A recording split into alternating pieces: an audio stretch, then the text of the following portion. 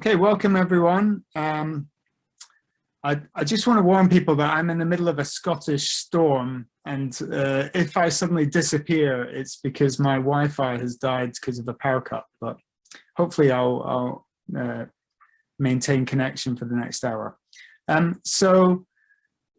Welcome to our Turing Spotlight session. So I'm Magnus Ratre, I'm Director of our Institute for Data Science and AI, and I'm also the Turing University Lead for Manchester. And in these Spotlight sessions, we're introducing our new Turing Fellows who are going to talk about their research, and there'll be an opportunity for people to ask questions at the end of each of these two talks.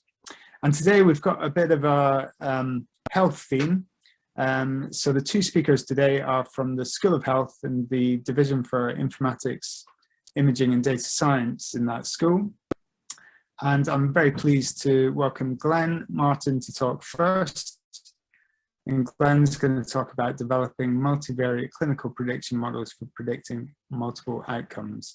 And I should just say, if you have any questions, it's a good idea to put them in the chat, because then I can kind of coordinate the Q&A at the end. So just feel free to put them in the chat during the talk, because it helps you remember your questions. And over to Glen. Thanks, Magnus. And yeah, great to be able to, well, virtually be here to give a talk on some of my work, and look forward to the discussion afterwards. So as Magnus said, a lot of my work is certainly in the health space, and more specifically looking at developing clinical prediction models within that setting. So if we start by thinking about what a clinical prediction model is, for anyone that's not familiar, well, this is essentially a screenshot of such a model called QRisk. So if you type QRisk3 into Google, one of the first hits of that will be this web calculator, and you can see here that on the left-hand side there's a collection of variables, characteristics about the patient, and one can enter the information, hit calculate risk, and out pops the risk of, in this case, 10-year risk of having a heart attack or stroke, and you can see that on the right-hand side here. And the reason I've used this as an example is it's a type of prediction model that's used within clinical practice to guide statin use. But more generally, what a CPM is essentially any statistical or machine learning model that takes a set of information about a patient as inputs and outputs the risk of some event either being present, if it's a diagnostic model, or whether it occurs in the future if it's a prognostic model. And all of my research centers on this idea of applying predictive modeling within routinely collected observational health data. And what I see my work as being is split into four parts, three of which are statistical or methodological, and the fourth is more applied. But on the statistical side of things, so I'm interested in looking at how we can understand, and then perhaps more importantly, model observational processes within prediction models. So by that, what I mean is things such as how we handle missing data when we're developing these models, and the analog to that of when we have informative or adaptive observation, how we incorporate that information into prediction as well. The second and third stream are closely related, so these are all around the idea of applying methods to try and optimize the development of the prediction models, and I'll talk a majority about that stream today. But then also when we have the prediction model developed, how do we use it in clinical practice carefully and appropriately, based on how well it performs. And then the fourth is actually the more applied angle of my work, and that's actually developing these types of models for a range of different clinical settings. But really my talk today, I thought it would be useful just to focus on one example of the work, and that's looking at this idea of multiple outcome risk prediction. So if we think about how CPMs are currently developed and used, this happens in what I call sort of silos of information. So generally what happens is a prediction model or a team of developers or modelers will develop a prediction model in isolation on a particular data set and focused on a particular outcome. And so what results is a situation where we have, say, one model that aims to predict cardiovascular disease, like Q risk from a couple of slides ago, and then other models that each predict separate things. So there might be another model that's predicting the risk of chronic kidney disease. And this happens in pockets. Now that situation is perfectly fine and valid if all we're interested in is predicting the marginal risk of any one of those outcomes.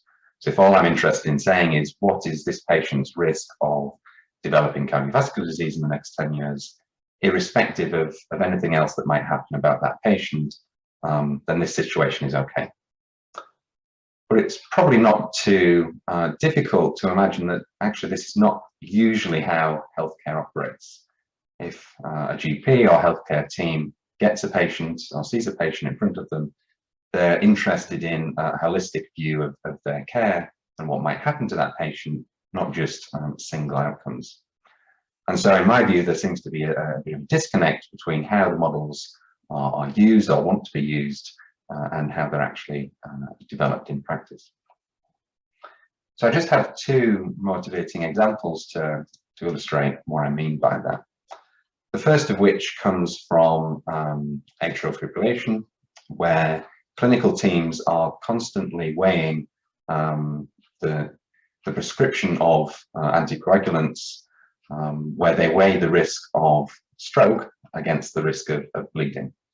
And obviously they want to prescribe anticoagulants in those that are at high risk of stroke, but at low risk of bleeding. And so to do that, what's available is many risk models to predict stroke, one of which is the CHA2-VAS score.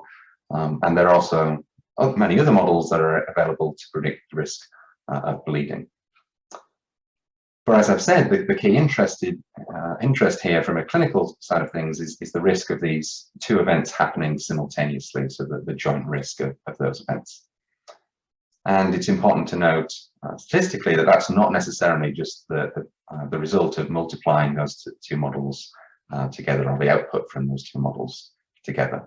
And I'll come back to that idea later on. The second example is a little bit different, but this is more where we're interested in an outcome that we want to split granularity. So an example of this is in the context of cancer, whereby what we might be interested in predicting is whether a patient's tumour is benign, borderline, primary invasive, or metastatic, rather than simply whether that tumour is cancerous or not. Okay, so a more granular level of information. So I would class this still as a multiple outcome because you have those multiple levels rather than it just being a binary. Now this type of multiple outcome is particularly of interest if the clinical management differs according to that granular risk assessment, as is the case here. So in my view, both of those examples show how there's clinical interest in predicting multiple things, and again, how that might not marry up with how models are developed. But it also is useful in the sense, statistically, in distinguishing between different types of multiple outcome, or what I might mean by multiple outcome. So the first is often called multi-class outcomes, where the individual can experience one of multiple possible outcomes or events where each of those is mutually exclusive. And that would be akin to the second example there of cancer, tumour type, sorry. Slightly different to that would be a multi-label outcome. So this is where we're interested in predicting across multiple things that might happen, but where the occurrence of one of those things doesn't necessarily prevent any of the others. And that would be like the first motivating example of atrial fibrillation. And it's this second type of outcome that I'm going to be talking about today. So within that setting, what we're currently in a situation of is illustrated on this slide. So if we're interested in trying to predict the risk of two things happening, so A and B, say, what currently happens is we have a model that's developed and validated for the first, and correspondingly for outcome B, and we can generate the risks from both of those things. And currently what we would do, if we're interested in what's the probability of a patient having A and B, we would multiply those risks together. But we know from sort of probability 101 that that's only valid if those two events are conditionally independent. And this is where things start to break down in healthcare, in the sense that usually what happens to one patient, it depends on what happens to them in the future. And so a lot of my work is focused on trying to use modeling approaches that correctly account for the potential correlation between the outcomes, thereby allowing an accurate estimate of this joint risk, so the probability of both things happening, for instance. And so one way in which we can do that is to treat the combinations of each outcome as a nominal outcome category and pass that through a multinomial logistic regression model, as shown here. So you can see here that for each combination, I've got two binary outcomes in this illustration, Y1 and Y2. And so there are four possible outcome or combinations of what might happen for a patient. And so you can make a three-level multinomial logistic model, regressing all of the predictors against those categories, and from which you can get accurate estimates of that joint risk. Now, for anyone that's statistically minded in the audience, and I guess that's most of you, you're probably thinking, well, this is not a new idea.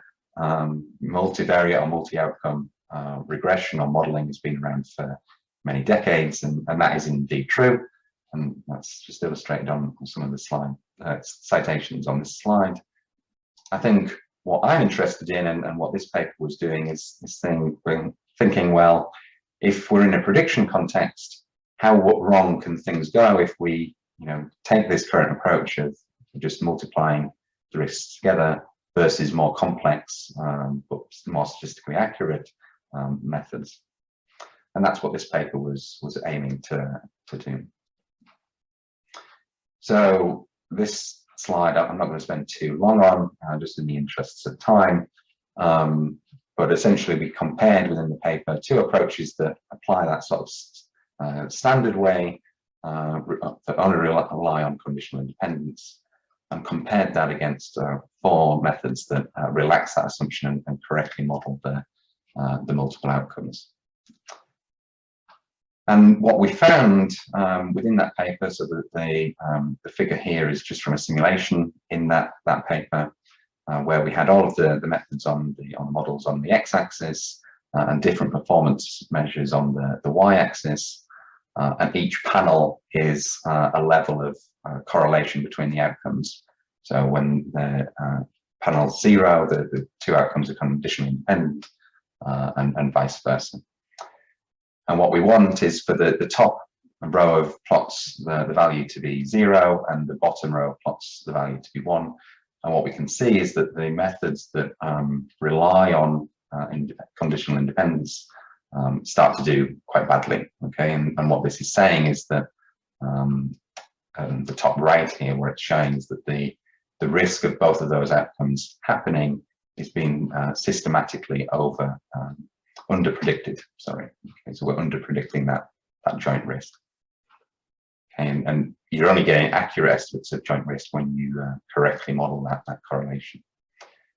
So that's probably unsurprising to many of you from a stats perspective. But what's of interest to me is that this, isn't commonly used in a prediction field. And so what I'm currently working on is trying to address that situation in the sense of trying to create both the methodology to underpin the use of these types of methods in prognostic modeling, but then also thinking about that from a more applied research perspective and creating sort of guidance papers in that space to try and make this more accessible for a wider audience. I'm going to close the talk with just a link to multi-morbidity, which I know is of interest to many people, in the sense that this idea of predicting risk of multiple things happening is directly what's of interest in multi-morbidity research. So if we're trying to predict or diagnose who has or who will develop multiple long-term conditions, then you can essentially apply a lot of the techniques that I've been talking about to that setting. Obviously, within a context of multi-morbidity, what we have is the added element of time in this space. So people are developing conditions through their life course. And so what I'm saying is that we can use methods called multi-state prediction models to do that. So you treat each state in that model as diagnosis of the condition in a cumulative sense, and from that you can get all of the different joint probabilities that I was talking about up until that point in time. I think what's particularly interesting in this space is that there are a range of challenges that are probably preventing both the stuff from earlier in my talk, but also this third example of multi-morbidity prediction. And these are some of the things that I'm trying to tackle within an MRC project that's about halfway through at the moment.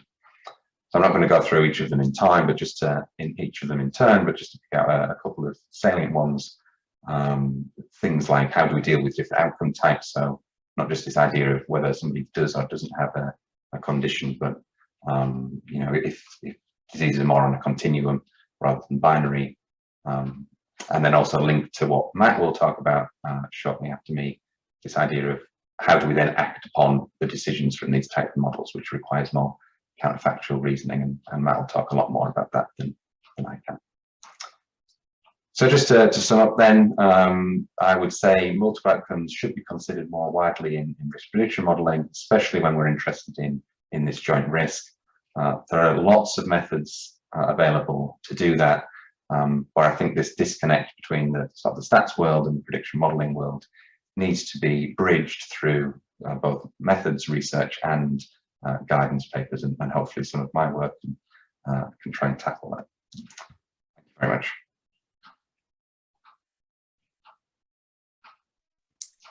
Thanks very much, Glenn. Excellent overview there. So I think we've got a question from Ken in the chat here. Can these methods be applied to genomic data where you might want to use multiple polygenic risk scores to predict multiple disease outcomes? And does genetic data imply does the genetic data have any sort of additional considerations over the kind of stuff that's... Yeah, thanks. That's an interesting question, I think.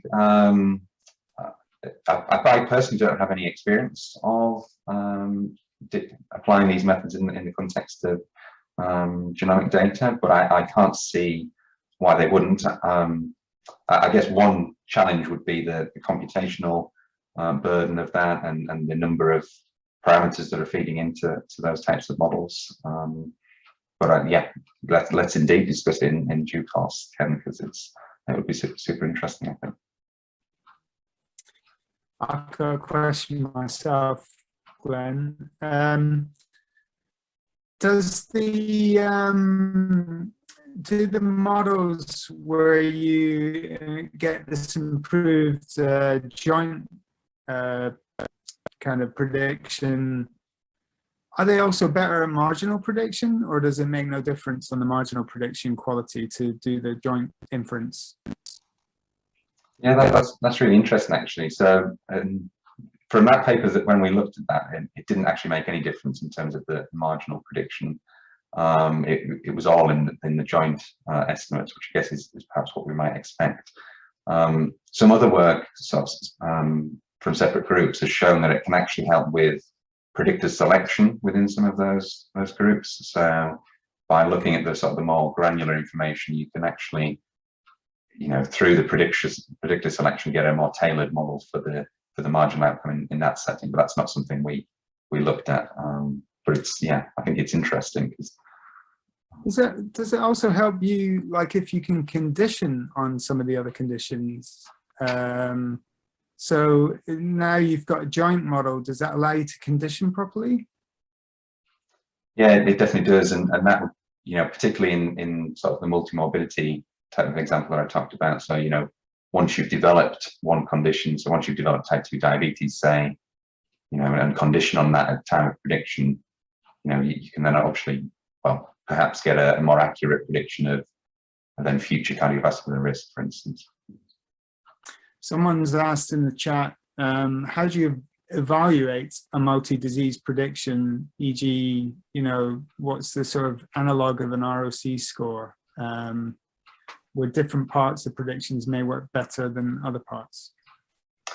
Yes, there's lots of different methods that are being proposed to extend all those sort of classic binary classification type assessments to this world. So the analog to the ROC, or area under the curve, more generally would be something called the PDI, which essentially just takes the AUC and applies that to multiple outcome levels, and the corresponding things for things like calibration as well, which is all what I was showing on the slide.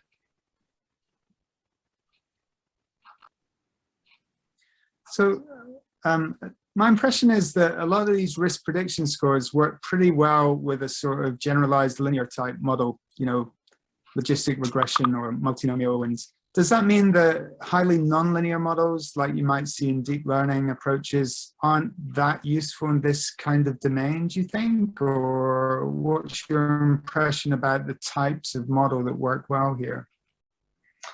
Yeah, another interesting question, Magnus.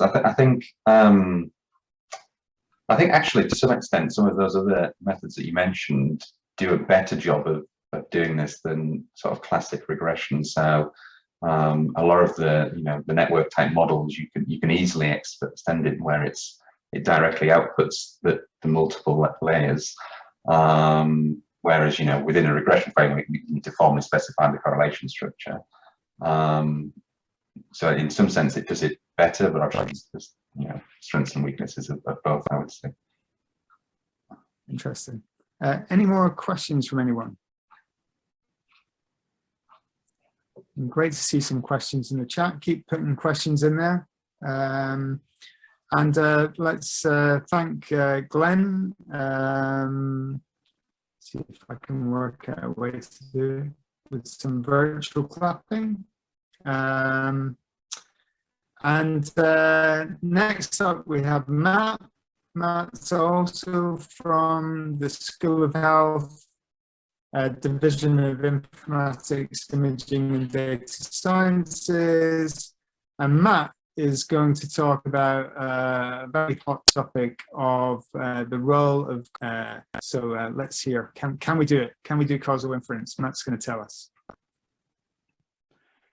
Thanks, Magnus. It sounds like the storm's potentially getting a bit worse up in Scotland. So a bit of delay on your voice. I'm Matt Sperrin. I'm a senior lecturer at Manchester University, and I have quite a range of interests really in a number of areas of methodology for prediction, including a lot of work that overlaps with Glen, who was just speaking. The two of us work together quite a bit. But today I've chosen to speak about something that I think is very interesting, but I don't necessarily know many of the answers to, which is the role of causality in prediction models. So Glen has already introduced prediction models, so that saves me from dwelling on that too much. But I will introduce one in the context of the example that I'm going to in terms of an example that motivates this idea.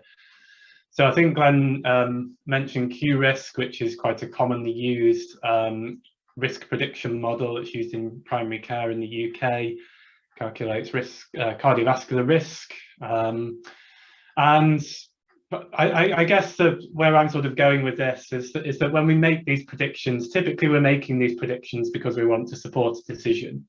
We're not just learning what our risk is of cardiovascular disease just for interest. If it's high, then presumably some action is going to be taken. So we have this hypothetical patient here called Joe, who's various risk factors that have been entered into this calculator, and that gives some information about his cardiovascular risk. And clearly what happens now is that Joe or his clinician are now going to essentially pose potentially a series of questions. And they're what if questions. So we've got this cardiovascular risk of 17%, so a 17% risk of developing a heart attack or stroke over the next 10 years. So we might say, well, what if I stopped smoking? How much would that reduce my risk? What if I lost some weight? What if I reduced my blood pressure, perhaps by taking an antihypertensive? Or what if I took a cholesterol-lowering medication like a statin? So what we know that, well, anecdotally at least, happens when these models are used in clinical practice is what you might call a plug-in or conditional probability type approach. So what will happen is, to answer the first question, what if I stop smoking? The person using the tool might say, okay, well, let's just go back to the inputs that we put into the model, change current smoker to ex-smoker, and that will give me a new and different probability of the outcome. And perhaps we can interpret that as, you know, as what the risk would be if we intervened and stopped smoking. And the difference between the risk we've calculated and that new risk could be the effect of smoking. So that doesn't work, and you know the reason it doesn't work is just purely because these are prediction models. They're not designed to answer these kind of questions. You know, the coefficients of an arbitrary regression model or any sort of model of this kind just don't have that interpretation, and changing the inputs won't give us this interpretation in general.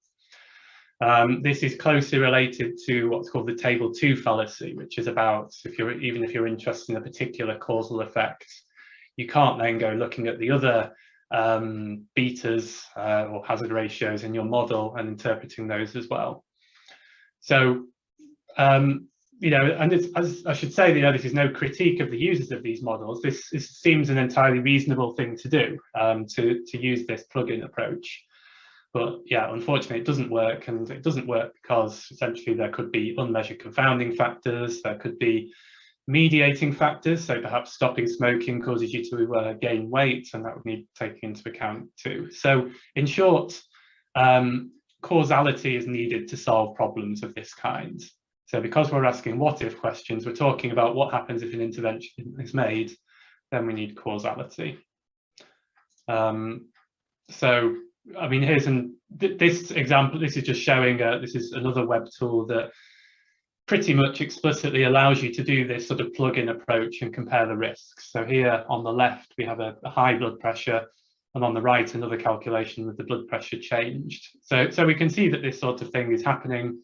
And as I say, it's, you know, it's no criticism of the users of these tools, you know, that this is happening. I'll skip that one. And of course, you know, as I was saying, essentially the problem here is that a prediction model is just entirely focused on making accurate predictions. So a prediction model can be essentially thought of as a black box. So I mean, I'm oversimplifying a bit saying this, but you know, this is essentially why we can use all these fancy machine learning methods that Magnus was hinting at in his question to Glen before. you know, we can use a deep learning algorithm or something because we don't necessarily care what's happening under the hood of this model. We just want an accurate prediction. Whereas when we're doing causal inference, we're typically very concerned about the role of all the variables and the causal relationships between them all, so that we can appropriately estimate the causal effects that we're interested in. So besides being able to use models to explicitly get these sorts of contrasts, so some people might argue, well, okay, if I use a risk score that tells me that a risk is high, then I just know that I need to take some steps to reduce that risk. And the challenge there is that it can become a bit unclear what the estimand is of such a prediction model. So to show that, think about this example. So suppose we have an individual with some baseline variables L, and we predict an outcome Y, which might be cardiovascular disease. And the key point is how the model predicts that outcome is it's based on historical data from patients who received certain care and certain interventions. So patients with high blood pressure in the past, in the development data for the model, will still have received some kind of intervention to address that high blood pressure, for example. So that would have the effect of attenuating the risk of high blood pressure as it appears in a model like this, in the sense that you know, it's telling us the risk if we intervened in a similar way to how we intervened with patients in the past. So the estimand, if you like, that a prediction model is estimating, if we think about this in a slightly more causal way, is it's the estimand gives the predicted outcome given that we intervene in the same way that we intervened in the development data. So if generally patients with high blood pressure were treated for that high blood pressure, the prediction of somebody with high blood pressure from the model is telling us what their risk of cardiovascular disease would be, given that we intervene to treat the high blood pressure, similarly to how we did before. And the reason this is a problem is because it doesn't seem that people interpret these kind of models in that way. So typically these models are interpreted as what would the predicted be risk if I don't do anything, if I don't act at all. So if we calculate a cardiovascular risk for a patient and it comes out as 20%, then we assume that that's what happens if, you know, if you don't try and lose weight or lower your blood pressure, this is your risk. But actually that could be the risk of cardiovascular disease, even if, despite your efforts to reduce blood pressure and lose weight. So that is arguably not very intuitive, and it's perhaps more useful if these prediction models were actually to report the predicted risk, assuming that we did nothing. But in order to prepare such a prediction, in order to produce such a prediction, we need to use some causal inference methodology, because we're now asking a question about it, because doing nothing is an intervention, and we're thinking explicitly about what happens under that intervention. So we need causal inference to tackle that kind of problem. So just to give a brief COVID example, so a number of scores developed over the last well, nearly 2 years or so now to sort of triage patients or calculate risks of patients of getting or having bad outcomes from COVID-19 in various contexts. So here's an example of a model that's used in a hospital triage context. So patients arrive at hospital with a positive COVID test, and they have COVID symptoms. And the suggestion here is that we calculate their mortality score under this model, and if that's very low, then we can send them home. And that may be okay, but what you have to remember is that this low mortality risk for that individual is based on historical data of patients treated in the hospital, not those ones that were sent home. So by sending them home, we're changing that risk, we're raising it compared with with that quoted mortality rate, perhaps. And the third motivation that I think is interesting, which is similar to the second one really, but just a slight extension of it in terms of the causal sophistication of the question. So we argued before that we're interested in the do-nothing risk, but when we're calculating, say, cardiovascular risk for individuals, we're interested in that risk over a 10-year period into the future. So then that raises the question, what do we mean by do-nothing? Because it could mean we do nothing today, but then tomorrow we immediately start treating, intervening on all the risk factors. So if we're explicitly interested in the do-nothing regime as being, for example, doing nothing today and continuing to do nothing for the next 10 years, then we're now in a slightly more complex scenario from a causal perspective, that we're imagining an intervention that is happening over time, and that means we need to use some slightly more sophisticated causal machinery. Nothing that isn't very well understood and studied in causal inference, but an extra thing to think about in the context of prediction.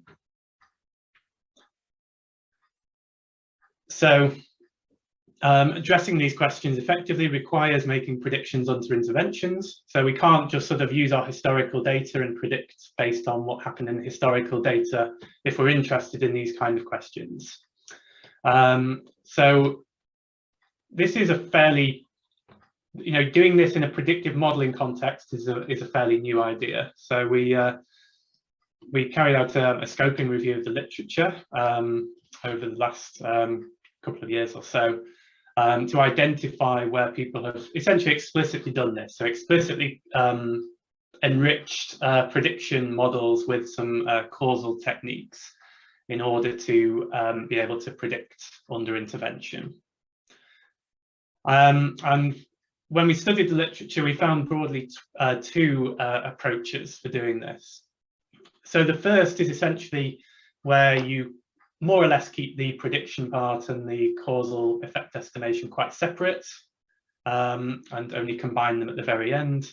And the second is where you essentially try and build a model all in one go that that is doing both the prediction part and the causal inference part. So arguably the simplest way is the first one, which is to do those two things separately. So the very simplest way you could do this is sort of forget about the problem of this do nothing estimand that we talked about before, and say, okay, we get a prediction, and if we have a causal effect from somewhere else, that tells us how we should adjust that prediction to reflect the effect of an intervention. So in Q risk, for example, if we have a Q risk of 25%, we know that, say, a statin would reduce that risk by 20% on a relative scale, which translates to a 5% absolute reduction if you're at 25%, so a new risk of 20%. And that's mostly a reasonable thing to do, apart from the fact that there might be some sort of miscalibration in both of those estimates, because we assumed that the one that we originally calculated, the 25%, was based on not using the statins at all. Whereas if in our historical data statins were prescribed post-baseline, then that would be slightly off.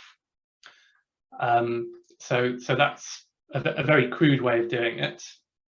A slightly more sophisticated way is used by a model called PREDICT, the PREDICT breast cancer score, which essentially fixes the coefficients of, so essentially they estimate a regression model. They have terms in there for various treatments, and rather than estimate the coefficients of those particular terms for the treatments, they're essentially set to the relevant effect that's estimated from the clinical trials.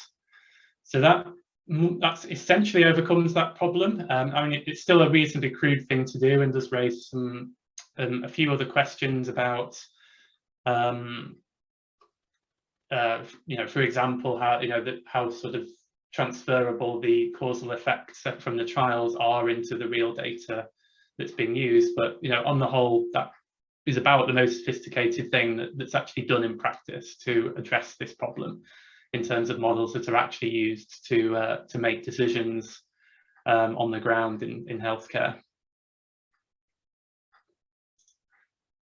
And then the slightly more complicated approach is to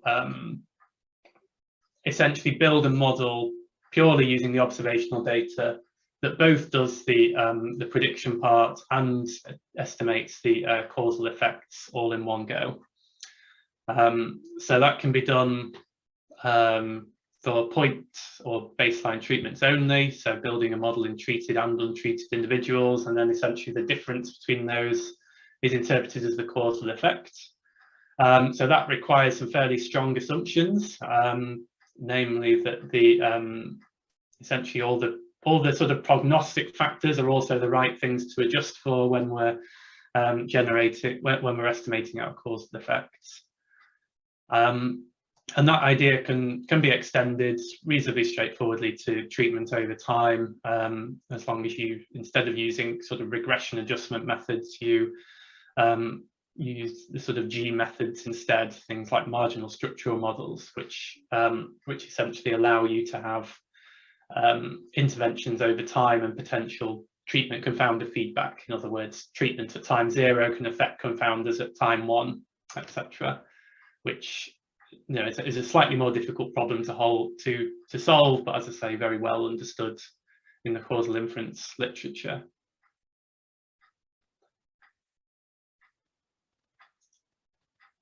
So another aspect that I think is very interesting here is what's sometimes called the prediction paradox, or in machine learning, this is called performative prediction. And this is where essentially the act of making a prediction affects the predictions themselves. So the picture on the left, this is Harry Seldom from Isaac Asimov's Foundation series, which is a science fiction series. And essentially Harry Seldom can predict the future, but the caveat is that he can't tell anyone what those predictions are, because if he tells anyone what the predictions are, then they no longer come true. And you can see that the same sort of thing can happen in healthcare. So as soon as you predict risk in an individual, they change their behavior to modify that risk.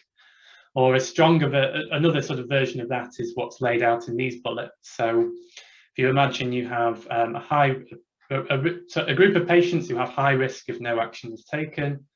So we have some historical data where we didn't know anything to do about these high risk patients. So now we fit a model and that those patients will be classified as high risk. We deploy that model into practice. And because those patients are now high risk, we think we better intervene on them. And we do so and avoid bad outcomes. Now we realize that our new model is not doing so well at predicting, because it's over predicting, particularly in these sorts of groups. So we refit the model. This group of patients is now classified as low risk, which seems appropriate because not many of them are having the outcome. But the problem is that this new model now goes into practice. These patients are then calculated as being at low risk, and therefore we think, okay, look, we don't need to intervene on those patients, and then they have bad outcomes again. So you get into these sort of oscillations between intervening and not intervening in certain groups, which again, if you think about this problem causally, that avoids those sorts of problems. And a couple of other potential benefits that we're thinking about, and I think could be quite interesting. So the first one is embedding, thinking about fairness of decisions based on prediction models. So this is thinking about this from the perspective of, if we have, say, people from different ethnic groups or men versus women, then in what ways should those protected characteristics influence our prediction, or the way that we act based on a particular prediction from a model?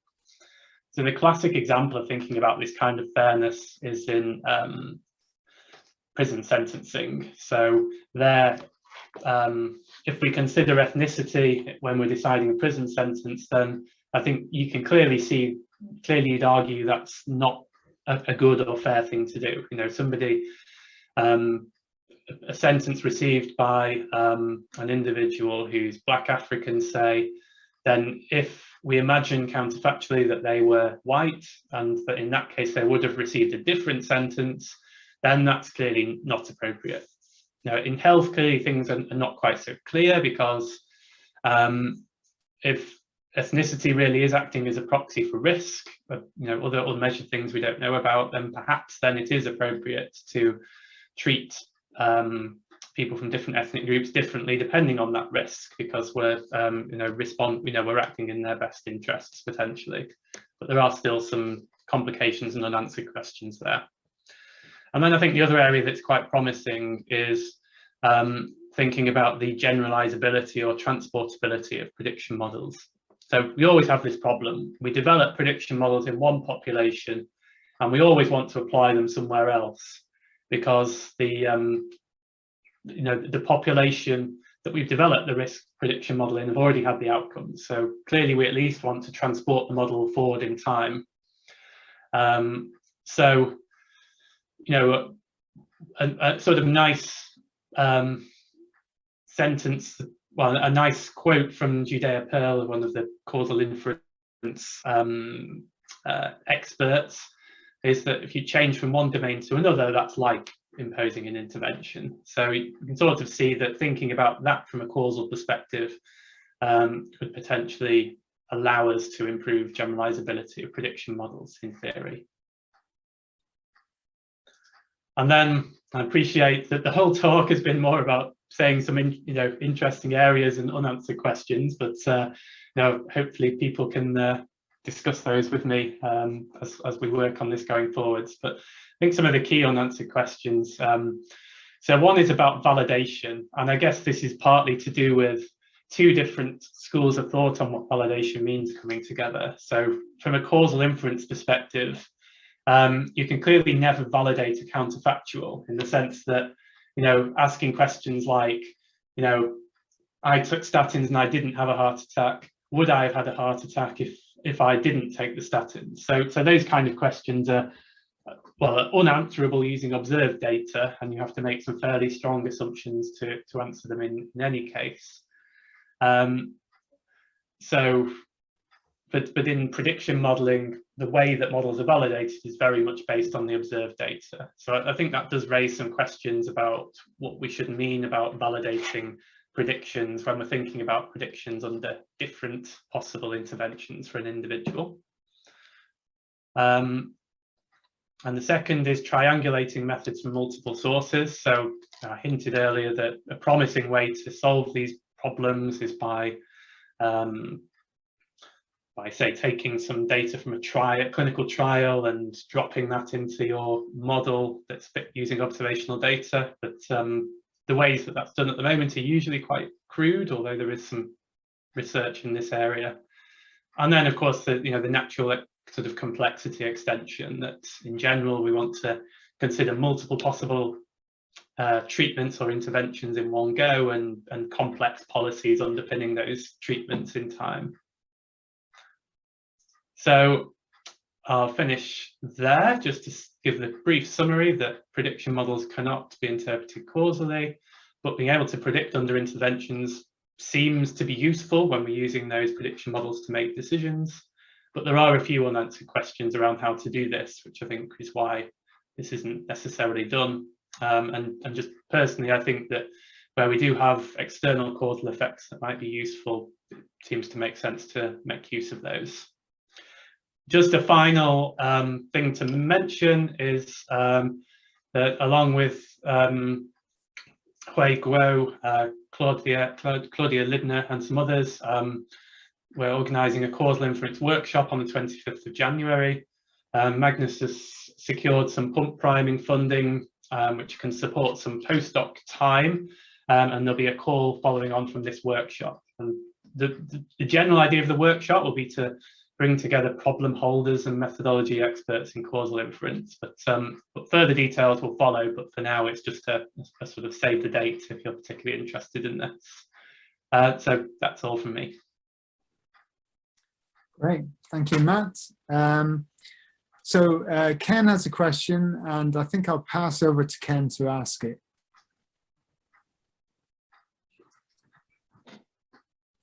Hi. Thanks, Matt. Can you hear me okay? Yeah. Yeah. The question's in the chat, but I think Magnus's connection is a little poor. So the basic question was your views on Mendelian randomization as a way of defining causality for some of these factors. And if you believe in Mendelian randomization, or if you get a strong signal from it that the factor is causal, can you use that in an equivalent way to what you were describing for the predict model?